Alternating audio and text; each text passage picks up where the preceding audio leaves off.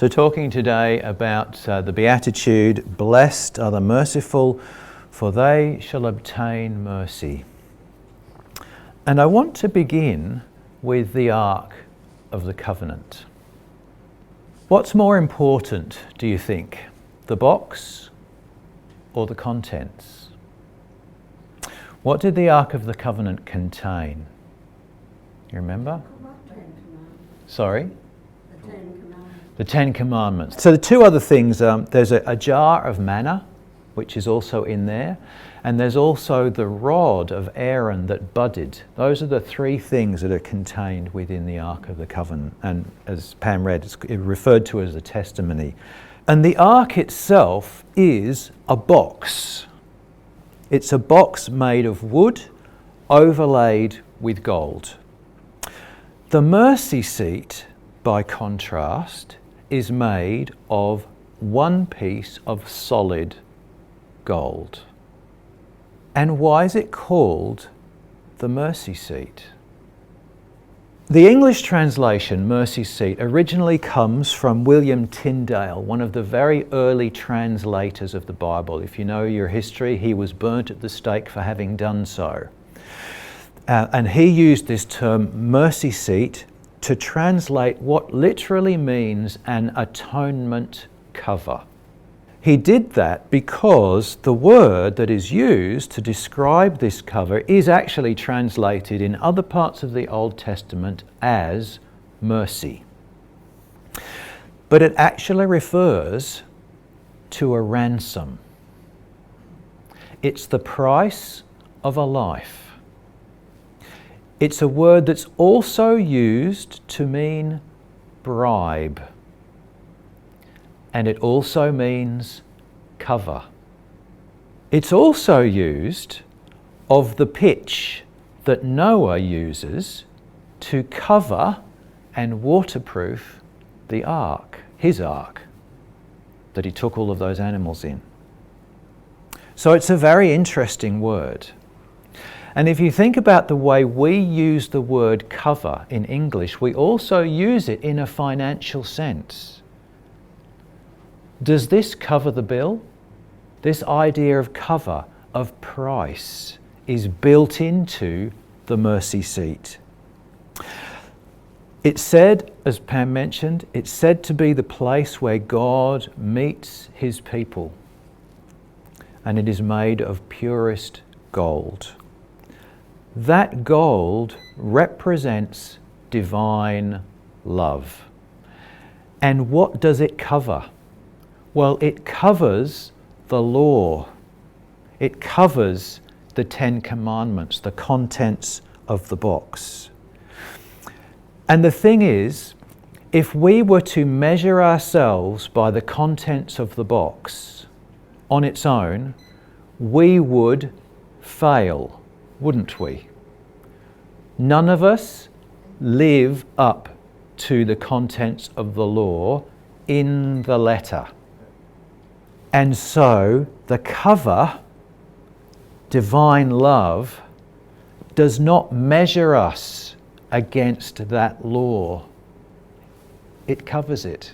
It covers the bill, if you like. This is what Swedenborg writes. This is Heavenly Secrets. He says, good is the essential constituent of order, and all aspects of it are forms of mercy. Truth is the secondary constituent of order. Divine good adjudges all people to heaven, but divine truth condemns all to hell. Consequently, if the Lord's mercy, which is the very nature of good, were not eternal, all people, however many these may be, would be condemned. Now, that understanding of the mercy seat transforms the way you look at the Ark of the Covenant. So I ask you again, what's more important, the contents or the box? I think in the case of the Ark of the Covenant, it's a bit more complicated than just the contents. Thank goodness. So, we are talking today particularly about the Beatitude. Blessed are the merciful, for they shall obtain mercy. And I just want to notice about it that it reflects the law of spiritual attraction that we spoke of a couple of weeks ago. It's that same formula, isn't it? You know, blessed are the merciful, for they shall obtain mercy. And you have other passages in the Bible that reflect this dual nature.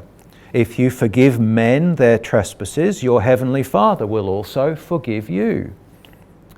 Judge not, that you be not judged. Freely you have received, freely give. It's also the first positive beatitude that we've read. I mentioned that last month when we were talking about hunger and thirst. There is a lack that is expressed in those first 4 beatitudes. This is the first positive one. But that mercy, that positive beatitude, builds on the previous negative ones. So what do we mean by mercy? If we ask someone for mercy, what are we asking for? We're doing 2 things. We're first of all recognizing that we have failed in some measure. Okay, we are acknowledging our own failings. And we are second of all asking that other person to overlook them and love us despite them. That's what mercy is. Mercy is always undeserved. And so I want us to acknowledge just how challenging mercy, being merciful, actually is. Now there's a lovely story again in Matthew's Gospel about mercy. It's referred to in terms of forgiveness, and it's the unforgiving servant. I'm sure you know the story of the man who comes before his king with a great debt, and the debt is released. The king forgives him. He then goes away and finds one of his fellow servants who owes him a small amount of money and throws him in prison. He is then brought back before the king and suffers the consequences. Now, the thing is, I can understand the servant's attitude. I can understand his dealings with his own debtor, even though he was wrong. It's just interesting the way the interactions take place. The unforgiving servant, the one who is brought before the king, actually promises to pay back his debt, despite the fact that the debt he owes is impossible to pay back. It is so huge. But then the king does not demand the repayment of the debt. What does he demand? The king demands an attitude of mercy. So when the servant reappears before him, he says, "You wicked servant, I forgave you all that debt because you begged me. Should you not also have had compassion on your fellow servant, just as I had pity on you?" And I think there's actually an attitude of merit buried in this servant's response. If we go back to the original hearing where he first appears before the king, he says, "Master, have patience with me and I will pay you all." So he is convinced that he's able to repay this debt, which if you look at the quantity that is involved, is actually impossible to do so. And having that sense of, I've got a debt that I've got to repay, he then goes chasing others for the debts they owe him, in the hope that recouping that small amount of money might go some way to repaying the debt he owes the king. If we go to the end of the story, we might look at the king as being representative of God. I think that's fairly straightforward to understand. Does the king's action suggest that God is actually not merciful at all? Because at the end of the day, he gets thrown in prison.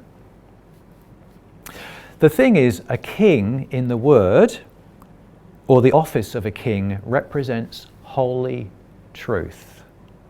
It expresses a principle of order. This is the way the world works. This is the way the world of spirit works. And it's the essence of this beatitude.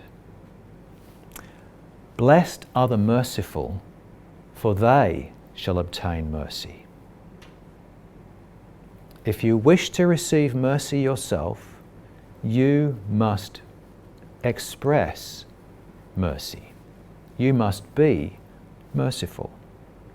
The reason the evil are condemned to hell is not that divine good is separated from divine truth, but that man separates himself from divine good.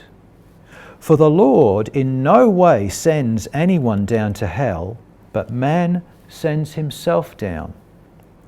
And elsewhere he writes this: it is a person who, in rejecting good, condemns himself. As a person has fled habitually from good during his lifetime, so in the next life he flees from it, and therefore from heaven and from the Lord. I want to finish with a question. Does our mercy, does our expression of mercy to others require their acknowledgement of their own failings and shortcomings? In order to be merciful, do I need to wait for someone to say, I'm sorry? Well, my answer to that question is no. We need to be expressing mercy ourselves out of our own state of being, out of the Lord's presence in our lives, not based on whether someone else acknowledges their failings or not. But the thing is that just because we express mercy, the person we are dealing with, we may need to express that mercy in a number of different ways according to their state. One of the principles we have in the church is the understanding that good expressed, good carried out, needs to be seeking the greatest good. So there's no point in rewarding someone for doing evil. There's no point in enabling someone to continue to do evil. That is not a good end.